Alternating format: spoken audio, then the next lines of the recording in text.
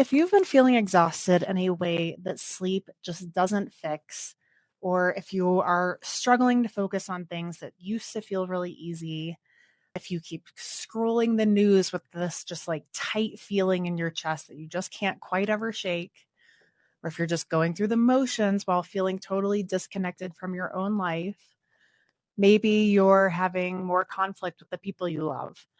And I could go on and on and on with this list, but I'm going to just stop there for now and say that if any of this resonates with you, you are so not alone.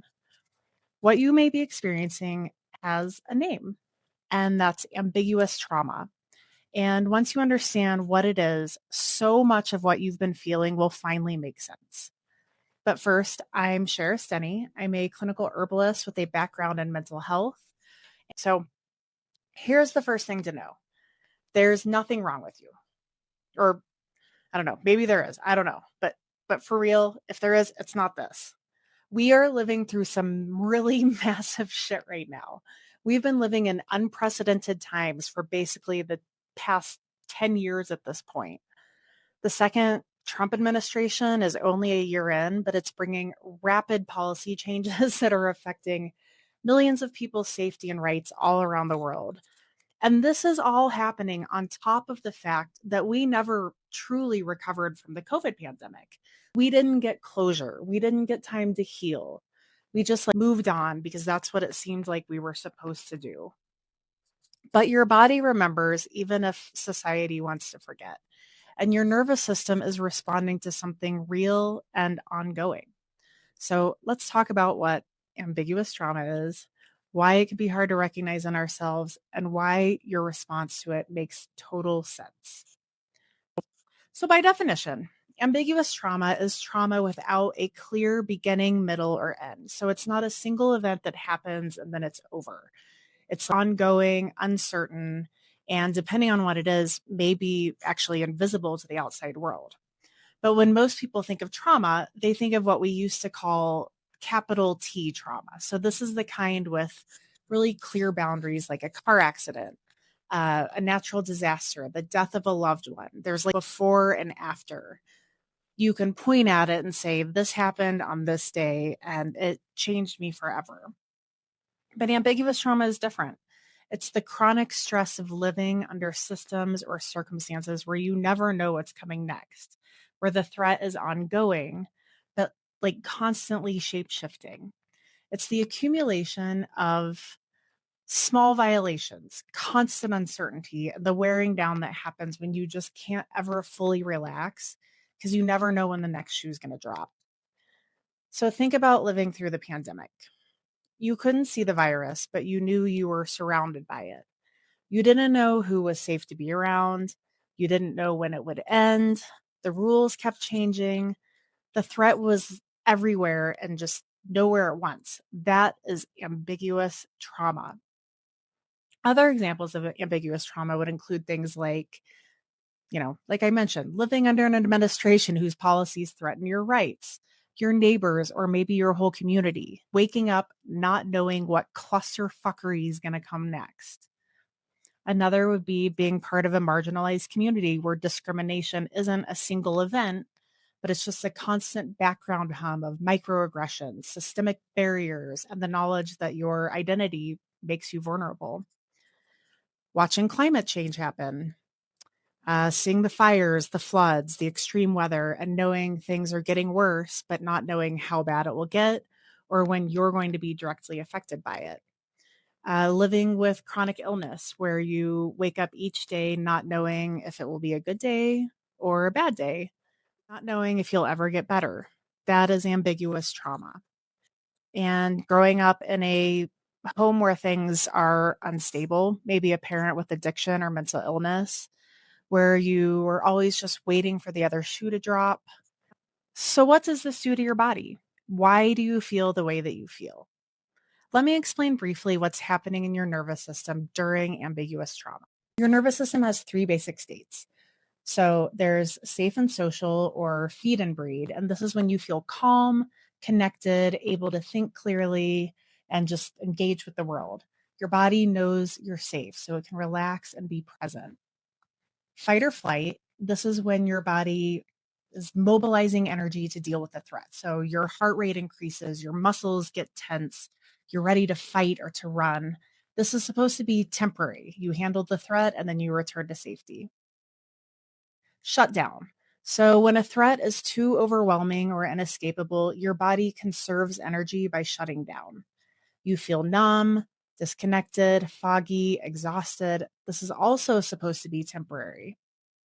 In a healthy, safe environment, you move fluidly between these states as needed and spend most of your time in that safe and social feed and read mode.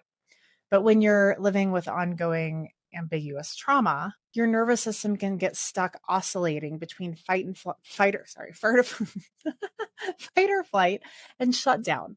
You might wake up with your heart racing. You're immediately checking the news for the next terrible thing. That is fight or flight activation. Then you feel so overwhelmed that you can't process anymore. So you shut down.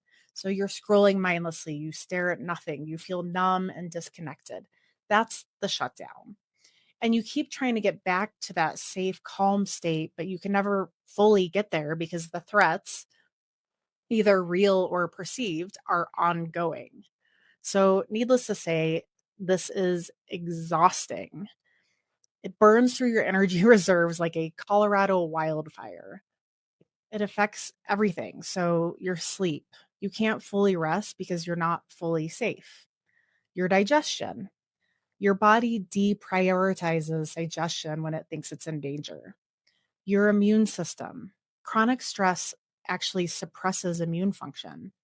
Your ability to think clearly, the part of your brain responsible for executive function, actually goes offline when you're in survival mode.